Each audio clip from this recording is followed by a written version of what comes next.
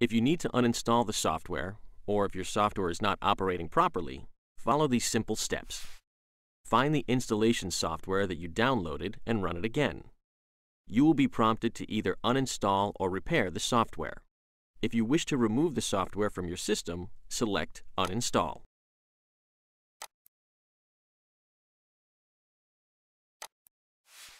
If you wish to reinstall and fix any issues with the software, select Repair.